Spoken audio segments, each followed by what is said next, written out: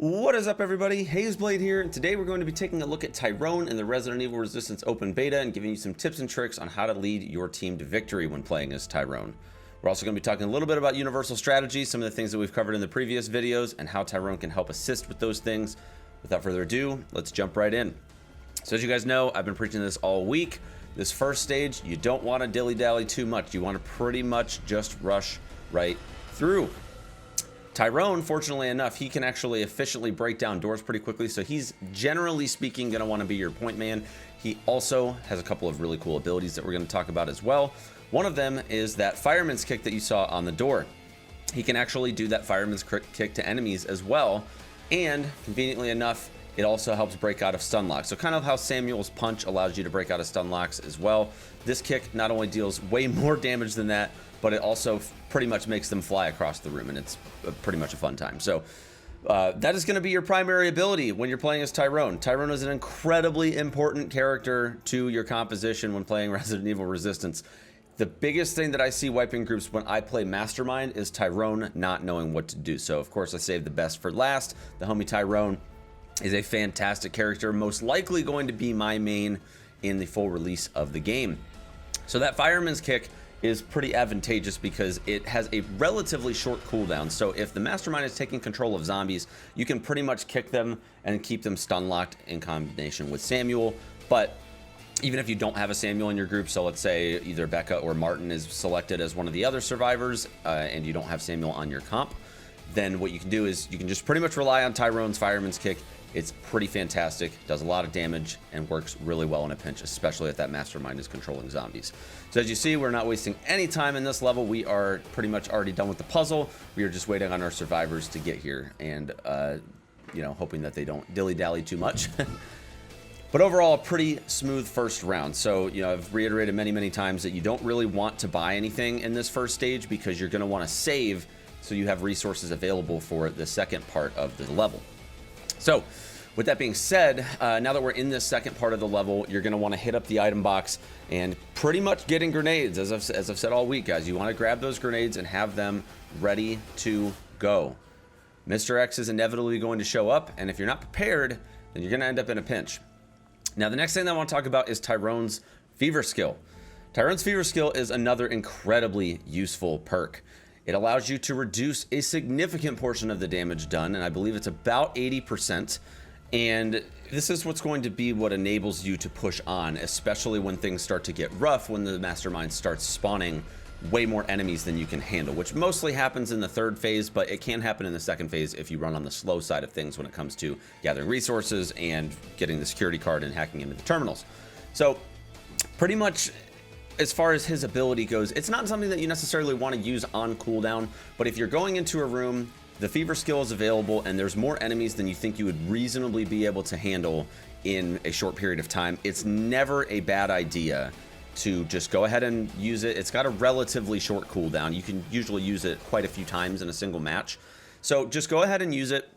Keep your survivors safe, especially if there's a lot of traps around too, because traps do a lot of damage and reduce the amount of time that you have by a significant portion too, depending on how many survivors get caught in it. So it's just one of those anti-meme deterrents that you can use just to kind of help your group progress through the phase.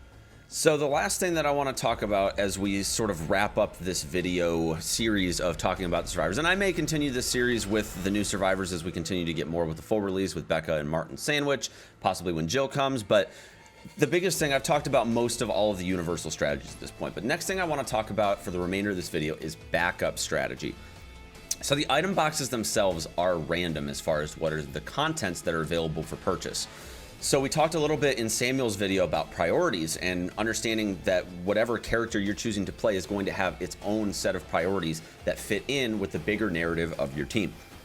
So you'll notice in this particular case, as I'm playing as Tyrone, I'm using a shotgun. And if you remember from my Samuel video, I specified that if you're playing a melee character, a shotgun is definitely not one of your priorities. So in this particular case at my item box, I actually didn't really have a lot of good choices in my item box. So this is an example where I had to use a backup strategy. I couldn't buy the sledgehammer early. The steel bat, as we talked about before, is a decent value and you can pretty much buy that at any time. But when it comes to already having a 2x4, already having the repair kits, and still needing to spend the money later on a sledgehammer, in this particular case, I felt it more necessary to go ahead and grab the shotgun, knowing that I was going to have enough for a sledgehammer once we got to the final part of the level. So this is an example of executing that backup strat. You don't always get the best luck. So ideally, best luck situation is if you could buy a sledgehammer and 3 flash grenades in the item box at the beginning of stage 2, whether you're playing as Samuel or Tyrone. And then ideally for, if you're playing January or Valerie, you would probably want to pick up a shotgun or a lightning hawk, since those are 2 of the more powerful weapons. But the SMGs are also decent as well, most notably Hunk's submachine gun, the LE5 that he uses in Resident Evil 2. That has a pretty significant advantage against zombies. The firepower on it is pretty solid.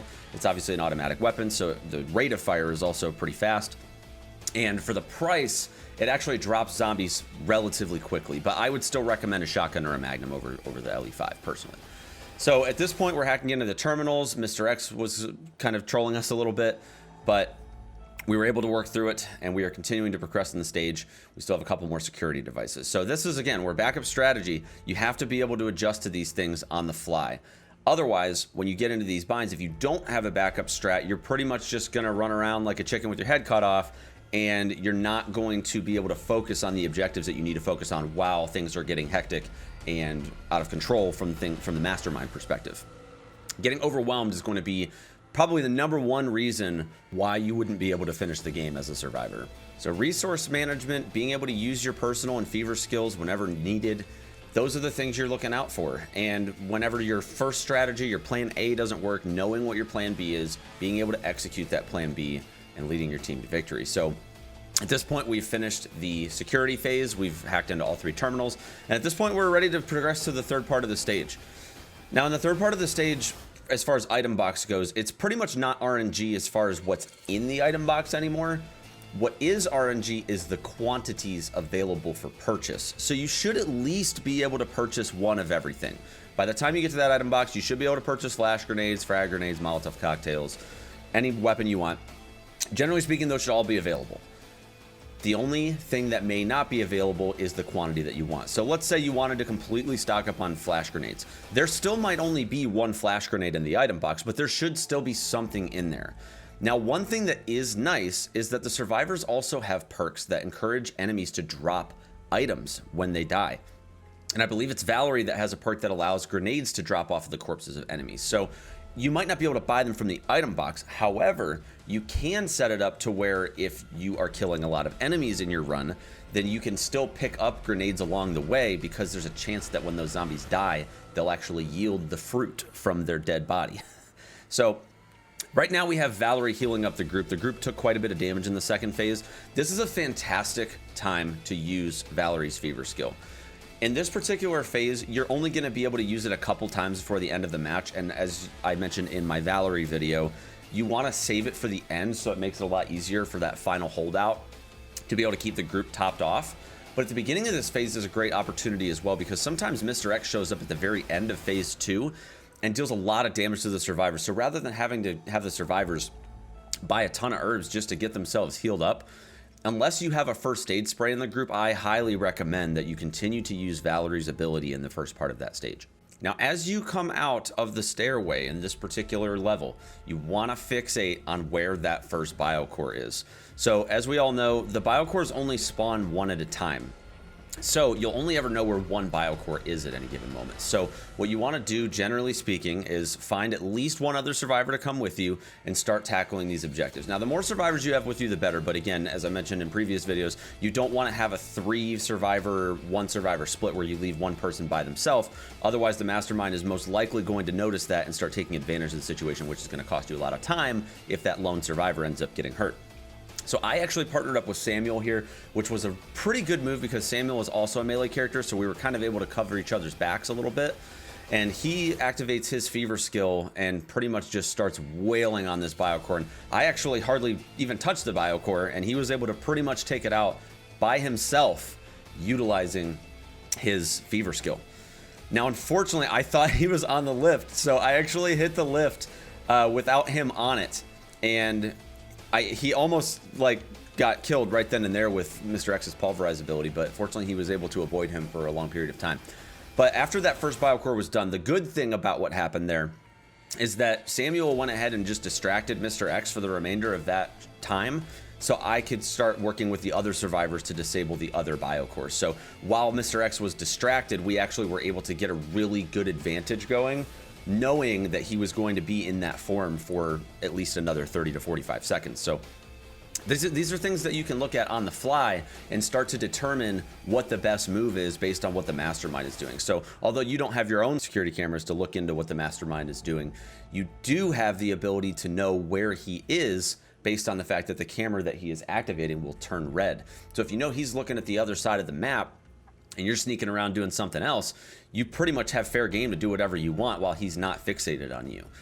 But even with that being said, you still don't want to travel by yourself because it's very easy for something small to happen, like an Ivy shows up with a conjunction liquor or anything like that that's going to overwhelm you as an individual lone survivor. So at this point, we've got 2 biocores disabled. We've tracked down the 3rd biocore and we're just regrouping to finally be able to finish off that 3rd biocore and get to the exit. Mr. X has already been used, so we pretty much know for the remainder of this match, it's not really going to be on the table for him. If we were a little slow with the 3rd biocore, he might get one at the end, but at this point, we're pretty confident that he's not going to be able to really surprise us with anything between now and the end of the level. So at this point, I'm disabling the final biocore. Again, I recommend you have another survivor with you. However, if you have a group that is comfortable splitting up and getting this final section done quickly, what I recommend is that 2 people work on the last biocore and the other 2 people go to the exit so that as soon as that 3rd biocore is done, the exit is already in the process of being opened. The moment that that 3rd biocore is destroyed, the tooltip comes up to pull the lever to open the exit.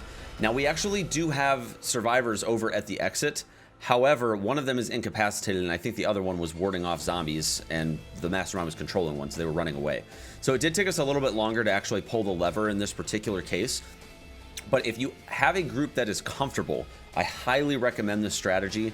It will throw the mastermind off because they won't always be able to think quickly enough to prioritize whether to go after the survivors at the exit or the survivors that are at that final biocore. It's kind of a two-way split that they have to make a sacrifice on one side or the other. So they either have to give up the biocore in favor of trying to hold out at the end, which, as I mentioned before, if you have Valerie, this is very easy to overcome. At that point, the mastermind runs out of options very quickly. It makes it incredibly easy to finish off this match and be able to lead that team to victory. So we've got all 4 survivors here. All of our abilities are pretty much ready to go in the way of personal skills, which at that point, we were able to hold them off. There wasn't really a lot of enemies in our particular case at the end of this match, since the mastermind was pretty much tapped out by the end. So that pretty much does it for this video, though. I do want to thank you guys so much for watching. As always, be sure to like, comment, and subscribe. Hope you guys are having a fantastic time with Resident Evil 3, and I'll be doing an unboxing video of the Resident Evil 3 Collector's Edition sometime this weekend. Take care, guys, and we will see you in the next one.